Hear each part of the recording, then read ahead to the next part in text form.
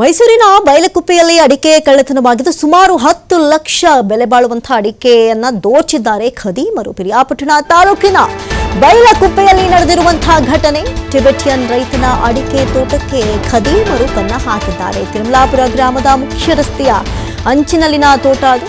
ಕಳೆದ 5 ವರ್ಷಗಳಿಂದ ಪಾಪ 2 ಎಕರೆಯಲ್ಲಿ ಅಡಿಕೆಯನ್ನ ಬೆಳೆದಿದ್ರು. ಕೊಯ್ದು ಗುಡ್ಡೆ ಹಾಕಿದ್ರು. ಆದರೆ ಹಸಿ ಅಡಿಕೆಯನ್ನೇ ಕಿಡಿಗೇಡಿಗಳು ದೋಚ್ಕೊಂಡು ಹೋಗಿದ್ದಾರೆ. ಇದು ನಿಜಕ್ಕೂ ಬೇಸರವಾಗುತ್ತೆ. ಎಷ್ಟರ ಮಟ್ಟಿಗೆ ಪಾಪ 2 ವರ್ಷಗಳ ಬೆಳೆ ಅಂದ್ರೆ ಅದು ಸಾಮಾನ್ಯವಾದ ಮಾತಲ್ಲ.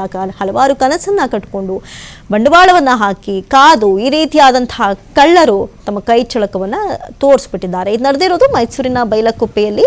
ಅಡಿಕೆ ಕಳ್ಳತನವಾಗಿರೋದು ಅದು ಒಂದಲ್ಲ ಎರಡಲ್ಲ, ಬರೋಬ್ಬರಿ 10 ಲಕ್ಷಕ್ಕೆ ಬೆಲೆ ಬಾಳುವಂತಹ ಅಡಿಕೆಯನ್ನ, ಹಸಿ ಅಡಿಕೆಯನ್ನೇ ಖದೀಮರು ದೋಚೊಯ್ದಿದ್ದಾರೆ. ಪಿರಿಯಾಪಟ್ಟಣ ತಾಲೂಕಿನ ಬೈಲಕುಪ್ಪೆಯಲ್ಲಿ ಘಟನೆ ನಡೆದಿರುವುದು.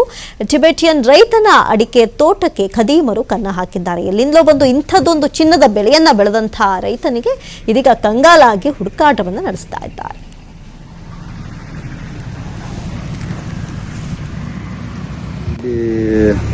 ಅಡಿಕೆ ಸೊಸೆ ನಡಿ ಚಿಕ್ಕನಿಂದ ನಡ್ಬಿಟ್ಟು ಈಗ ಒಂದು 5 ವರ್ಷ ಆಯಿತು. ಈಗ ಫಸಲ್ ಬರೋಕ್ಕೆ ಆಯಿತು. ನಾಳೆ ನಾಡ್ದು ಅವನು ಕುಯ್ಯೋಕ್ಕೆ ಬರ್ತಾರೆ ಅಂತ ನಿನ್ನೆ ಸಂಜೆ ಎಲ್ಲ ಕಟ್ಕೊಂಡು ತಗೊಂಡು ಹೋಯ್ತು. 5 ವರ್ಷ ಕೆಲಸ ಮಾಡಿದ್ದು ಒಂದು ರಾತ್ರಿಗೆ ಎಲ್ಲ ಖಾಲಿ ಮಾಡಿಬಿಟ್ಟೆ. ಅದು ಯಾರು ಎಂದು ಗೊತ್ತಿಲ್ಲ.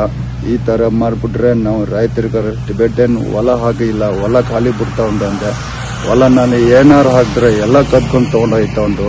ಮುಂಚೆ ಅರ್ಗೆ ಜೊತೆ ಬಾಳೆಹಣ್ಣು ಹಾಕ್ತೆ, ಏಲಕ್ಕಿ ಬಾಳೆ ನೋಡ್ರಿ, ಒಬ್ಬ ಟಿಬೇಟಿಯನ್ ರೈತ ತಾನು ಬೆಳೆದಿದ್ದು 5 ವರ್ಷದಿಂದ ಯಾವ ರೀತಿ ಒಂದು ಮಗುನ, ಚಿಕ್ಕ ಮಗುವಿನ ಕಾಪಾಡ್ಕೊ ಬರ್ತಾರೆ, ಆ ತರ ಕಾಪಾಡ್ಕೊ ಬಂದು ಇವತ್ತು ನಾಳೆಯೋ ನಾಡಿದ್ದು ಮಾರಾಟ ಮಾಡಬೇಕಾಗಿದ್ದಂತ ಅಡಕೆಗಳನ್ನ ಈ ರೀತಿ ಗುಂಪು ಕಟ್ಕೊಂಡು ಕಳ್ಳರುಗಳು ಒಂದು ಹೆಚ್ಚು ಕಡಿಮೆ 10 ಲಕ್ಷ 15 ಲಕ್ಷವರೆಗೆ ಬೆಲೆ ಬಾಳುವಂತ ಒಂದು ವಸ್ತುಗಳನ್ನ ಹಿಂಗೆ ಕಳ್ತನ ಮಾಡ್ತಾ ಇದ್ದಾರೆ.